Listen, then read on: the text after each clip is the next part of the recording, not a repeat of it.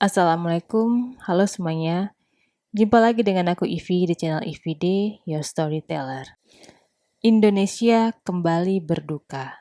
Seperti yang telah kita ketahui bersama, sebuah kapal selam milik TNI AL yang bernama KRI Nanggala 402 telah dinyatakan sabsang atau tenggelam di perairan Laut Utara Bali pada hari Sabtu, tanggal 24 April sore. Aku yakin kalian pasti telah mengetahui tentang berita ini, karena pastinya dalam beberapa hari ini, setiap kita membuka aplikasi medsos, atau setiap kali kita melihat berita di televisi, pasti akan selalu ada updatean tentang peristiwa ini. Nah, kali ini aku akan menceritakan secara singkat tentang sejarah dari kapal selam KRI Nanggala 402 yang aku rangkum dari Wikipedia untuk mengenal lebih dekat salah satu armada pemukul milik TNI AL ini. Oke, langsung aja kita mulai. Ini dia ceritanya. KRI Nanggala 402 merupakan kapal selam kedua dalam jenis kapal selam kelas Cakra yang berada di bawah kendali Satuan Kapal Selam Komando Armada RI Kawasan Timur. Kapal ini merupakan kapal kedua yang menyandang nama Nanggala dalam jajaran TNI AL dan termasuk dalam armada pemukul TNI Angkatan Laut. Nama Nanggala berasal dari nama senjata tombak kuat milik Prabu Baladewa, seorang tokoh pewayangan yang mana senjata tersebut digambarkan di lencana KRI Nanggala. Kapal selam ini juga dikenal sebagai Nanggala II untuk membedakannya dengan KRI Nanggala S02, sebuah kapal selam lain yang usianya lebih tua. KRI Nanggala dipesan oleh pemerintah Republik Indonesia pada 2 April 1977. Pembuatan KRI Nanggala merupakan bagian dari pinjaman senilai 625 juta dolar Amerika Serikat dari Jerman kepada Indonesia. Sebesar 100 juta dolar AS dari pinjaman tersebut digunakan untuk membuat KRI Nanggala dan KRI Cakra. Kapal ini didesain oleh kantor teknik di kota Lübeck, dibuat oleh Howard Schwecke di ibu kota negara Jerman yaitu Kiel, dan dijual oleh perusahaan Verostal di Essen. Pembuatan kapal dimulai pada bulan Maret 1978 dan diserahkan kepada pemerintah Indonesia pada tanggal 6 Juli 1981. KRI Nanggala pertama kali ditunjukkan ke masyarakat umum saat hari ulang tahun TNI ke-36 pada 5 Oktober 1981. Dan diresmikan penggunaannya oleh Menteri Pertahanan Keamanan Panglima Angkatan Bersenjata Jenderal TNI Muhammad Yusuf pada 21 Oktober 1981 di Dermaga Ujung, Surabaya. KRI Nanggala pernah melakukan perbaikan di Howard Schwecke dan selesai pada 1989. Sekitar 2 dekade kemudian, kapal selam ini kembali menjalani perbaikan penuh dengan biaya 63,7 juta US dollar selama 2 tahun di Korea Selatan. Perbaikan tersebut dilakukan oleh Daewoo Shipbuilding dan Marine Engineering dan selesai pada Februari 2012. Pada perbaikan ini, sebagian struktur atas kapal diganti dan sistem persenjataan, sonar, radar, kendali tempur, dan propulsi dimutakhirkan.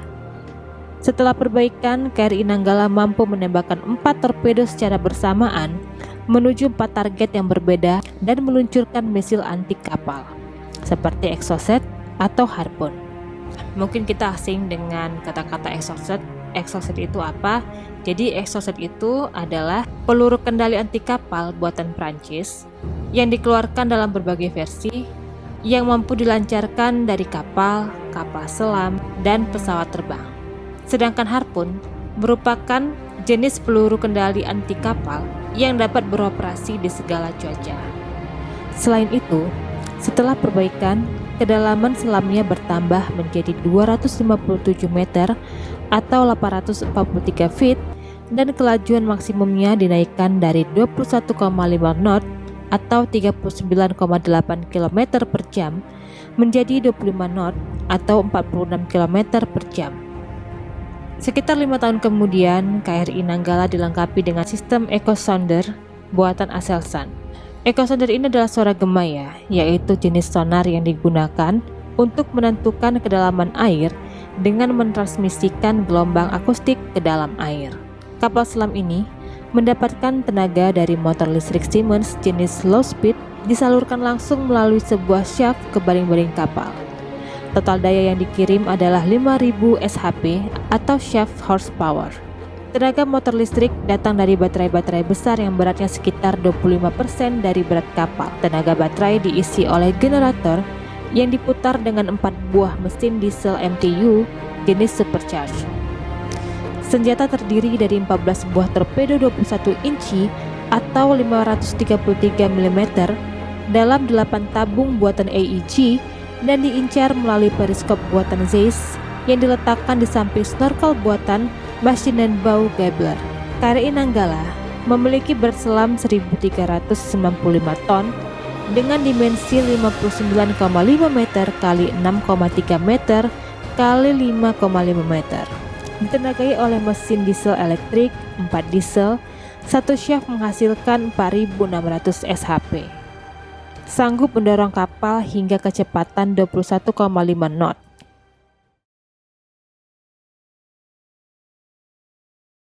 Pada 21 April 2021, Panglima Tentara Nasional Indonesia Marsikal Hardy Cahyanto mengumumkan bahwa KRI Nanggala telah gagal melaporkan statusnya setelah melakukan latihan penembakan torpedo di Laut Bali sekitar 95 km atau 51 mil laut di utara Pulau Bali.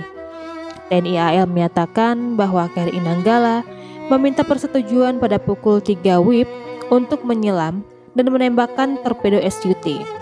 Pada pukul 4 WIB, KRI Nanggala memasuki tahap penggenangan tabung torpedo. Komunikasi terakhir dilakukan pukul 4.25 WIB ketika Komandan Gugus Tugas Latihan memberikan otoritas kepada Nanggala untuk menembakkan torpedo nomor 8. Cahyanto mengatakan bahwa mereka hilang kontak dengan kapal selam tersebut pada pukul 4.30 WIB. TNI AL kemudian mengirimkan distress call ke International Submarine Escape and Rescue Liaison Office sekitar pukul 9.37 WITA untuk melaporkan kapal yang hilang dan terdapat kemungkinan tenggelam.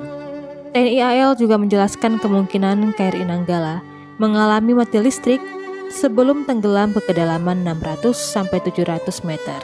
KRI Nanggala membawa 53 orang yang terdiri dari 49 awak, 1 komandan, dan 3 spesialis senjata.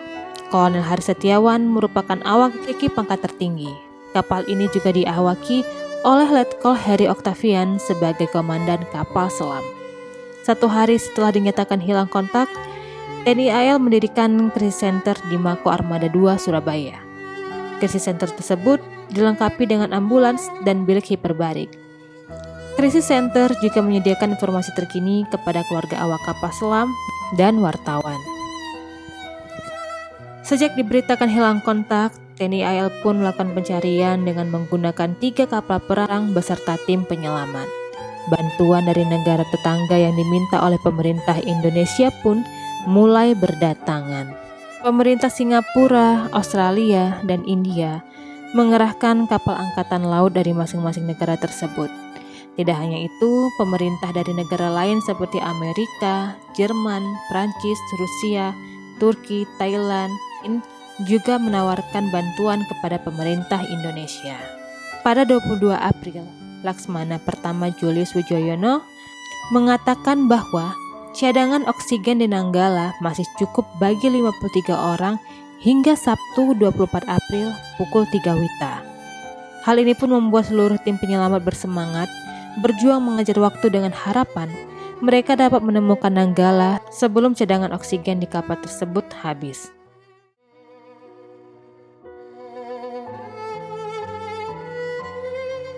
Sayangnya pada tanggal 24 April, TNI AL mengumumkan bahwa Nanggala dinyatakan tenggelam setelah sebelumnya ditemukan puing-puing berupa peluru tabung torpedo, pembungkus pipa pendingin, pelumas periskop, dan alat sholat.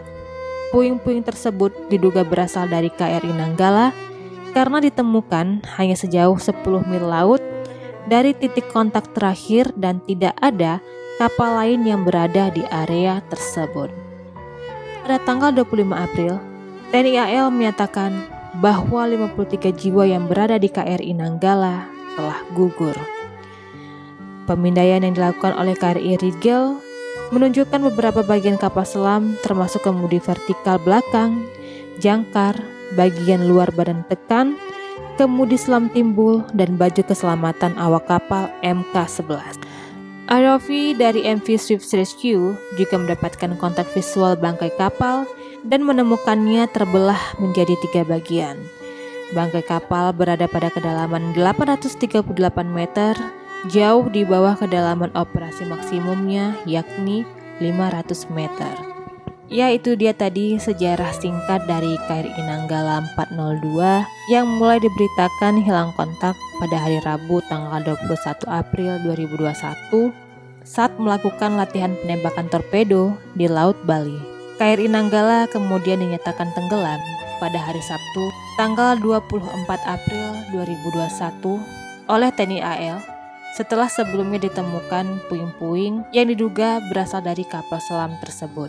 Pada tanggal 25 April kemarin telah dinyatakan Sapsang dengan status on eternal patrol atau dalam misi patroli untuk selamanya.